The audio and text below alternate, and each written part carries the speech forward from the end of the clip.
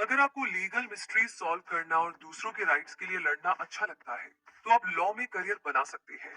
Lawyers property, marriage और criminal offences जैसे legal issues में सॉल्यूशन प्रोवाइड कराते हैं। ऐसे में अगर आप एक लॉयर बनना चाहते हैं, तो आज का ये वीडियो आपके लिए है, जिसमें हम आपको क्लास 12th पास करने के बाद लॉयर बनने का प्रोसेस बताने वाले हैं। इसीलिए इस वीडियो को लास्ट तक जरूर देखिए। तो चलिए शुरू करते हैं। क्लास 12th पास कर लेने के बाद अगर आप लॉ फील्ड को अपने करियर के रूप में चूज करने का इरादा बना रहे हैं, तो आपको सबसे पहले लॉ में डिग्री लेनी होगी, जो 5 इयर्स इंटीग्रेटेड एलएलबी की डिग्री होगी। अगर आप ग्रेजुएशन के बाद लॉ की पढ़ाई करना चाहें, तो आप 3 साल का एलएलबी कोर्स कर सकते हैं। इस वीडियो में हम इंटीग्रेटेड 5 इयर्स लॉ कोर्स के जरिए लॉयर बनने का प्रोसेस जानेंगे। इस 5 साल के प्रोग्राम में बीए, बीबीए, बीकॉम जैसे ग्रेजुएट प्रोग्राम और एलएलबी डिग्री शामिल होते हैं।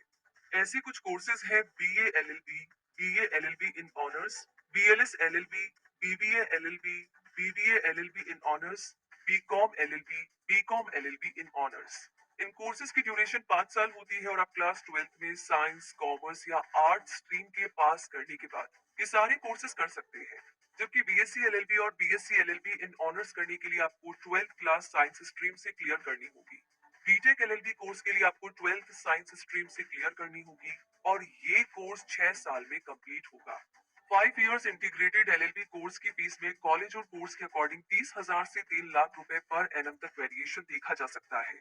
इस कोर्स में एडमिशन के लिए आपको एंट्रेंस एग्जाम देना होगा, जैसे CLAT CLAT, common law admission test, AILET यानी all India law entrance test, law school admission test यानी LSET और SET सेट यानी सिम्बाइसिस एंट्रेंस टेस्ट। यहाँ पर आपको क्लैट एग्जाम की थोड़ी जानकारी लेनी चाहिए, क्योंकि इस नेशनल लेवल एंट्रेंस एग्जाम के जरिए आप इंडिया की 21 नेशनल लॉ यूनिवर्सिटीज की यूजी और पीजी लॉ कोर्सेज में एडमिशन ले सकते हैं। क्लैट स्कोर को इंडिया के 50 से ज्यादा लॉ कॉलेजेस और यूनिवर्सिटीज भी एक्सेप्ट करते हैं। ये एग्जाम साल में एक बार होता है। इस एग्जाम के लिए आपको ऑनलाइन एप्लीकेशन फिल करना होगा और ये एग्जाम ऑफलाइन होता है। इस एग्जाम में अपियर होने के लिए कोई एज लिमिट नहीं है और आप कितनी भी बार ये एग्जाम दे सकते हैं। इस टेस्ट के लिए आपकी क्लास 12th में 45% मार्क्स होने जरूरी है, जबकि SC/ST कैटेगरी के लिए 40% है। अब आगे बढ़ते हैं और आपको बताते हैं इंडिया के ऐसे लीडिंग कॉलेजेस के नाम, जहां से आप इंटीग्रेटेड 5 इयर्स लॉ कोर्स को कर सकते हैं। सिम्बाइसिस लॉ स्कूल यानी कि SLS, Noida, Uttar Pradesh. Guru Gobind Singh Indraprastha university, GGSIP, Dwarka, Delhi. University of petroleum and energy studies यानी कि UPES, Dehradun, Uttarakhand. Jaipur national university यानी JNU, Jaipur, Rajasthan. Alliance university, Bengaluru, Karnataka. Amity university, Mumbai, Maharashtra. Tirthankar Mahaveer university यानी TMU, Moradabad, Uttar Pradesh. Kalinga institute of industrial technology यानी KIIT, Bhubaneswar, Orissa. National law school of India university यानी NLSIU, Bengaluru, Karnataka. Noida international university यानी NIU, greater Noida, Uttar प्रदेश। तो degree complete करने के बाद आप आगे स्टडी करना चाहे तो LLM यानी लॉ में मास्टर्स की डिग्री ले सकते हैं। अब चाहे तो बिजनेस ओरिएंटेड कोर्सेज जैसे MBA या MBL यानी मास्टर ऑफ बिजनेस लॉज भी कर सकते हैं। इस तरह LLB या LLM करने के बाद आप लॉयर बनने के लिए एलिजिबल हो पाएंगे, जबकि लॉ में सर्टिफिकेट या डिप्लोमा करके आप लॉयर नहीं बन सकते हैं। लॉ ग्रेजुएट होने के बाद आपको अगले स्टेप पर बढ़ना होगा, यानी सीनियर एडवोकेट के पास किसी लॉ फर्म में इंटर्नशिप करनी होगी। ये आपके इंस्टीट्यूशन की गाइडलाइन के अकॉर्डिंग होगा। जनरली इंटर्नशिप की ड्यूरेशन 1 महीने की होती है। इसे आप कोर्स के दौरान भी कर सकते हैं और कोर्स कंप्लीट होने के बाद भी। इसके बाद अगर आप इंडिया में लॉ की प्रैक्टिस करना चाहते हैं, तो आपको एडवोकेट बनना होगा, जिसके लिए अगले स्टेप में खुद को एक एडवोकेट के रूप में स्टेट बार काउंसिल में एनरोल करना होगा।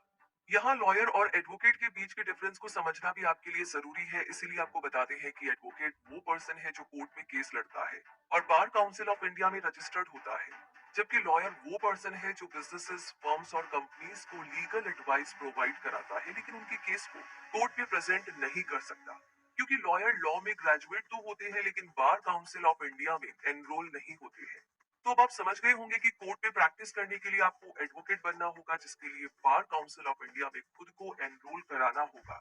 इस रजिस्ट्रेशन प्रोसेस के बाद आपको ऑल इंडिया बार एग्जामिनेशन यानी AIBE एग्जाम भी क्लियर करना होगा, तभी आपको सर्टिफिकेट ऑफ प्रैक्टिस मिलेगा, जिसके बाद आप कोर्ट में प्रैक्टिस करने के लिए एलिजिबल हो पाएंगे। AIBE एग्जाम ऑफलाइन होता है जो कि साल में 2 बार कंडक्ट किया जाता है।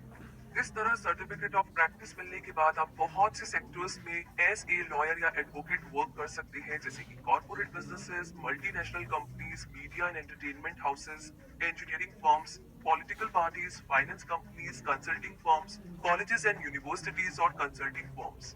लॉ के कुछ कॉमन स्पेशलाइजेशंस के बारे में भी आपको पता होना चाहिए, जैसे कि civil law, criminal law, tax law, intellectual property law, corporate law और एनवायरमेंट लॉ। यानी आपके पास बहुत सारे जॉब रूल्स के ऑप्शंस भी होंगे, जैसे कि family lawyer, security lawyer, tax lawyers, environment lawyer, legal assistant और कंसिलिएटर जैसे जॉब ऑप्शंस भी। एक लॉयर की एवरेज सैलरी की बात करें तो 7,15,000 पर ईयर होती है। और अब आपको बताते हैं ऐसी टॉप 7 लीगल फर्म्स जो कि लॉ ग्रेजुएट्स को हायर करती है। Amarchand and Mangal Das and Suresh A Shroff and company, इसके हेडक्वार्टर्स न्यू दिल्ली और मुंबई में है। EZB एंड पार्टनर्स, इसके हेडक्वार्टर्स भी न्यू दिल्ली और मुंबई में है। खेतान एंड कंपनी, इसका हेडक्वार्टर मुंबई में है। Luthra and Luthra law offices, इसका हेडक्वार्टर न्यू दिल्ली में है। SNR एसोसिएट, इसका हेडक्वार्टर न्यू दिल्ली में है। इकोनॉमिक लॉज प्रैक्टिस, इसका हेडक्वार्टर मुंबई में है। और देसाई एंड दीवानजी, इसका हेडक्वार्टर मुंबई में है। तो दोस्तों, इस तरह क्लास 12th क्लियर करने के बाद आप इंटीग्रेटेड लॉ कोर्स कंप्लीट करके, इंटर्नशिप करके, स्टेट बार काउंसिल में खुद का एनरोलमेंट करवा करके AIBE एग्जाम क्लियर करके एडवोकेट बन सकते हैं।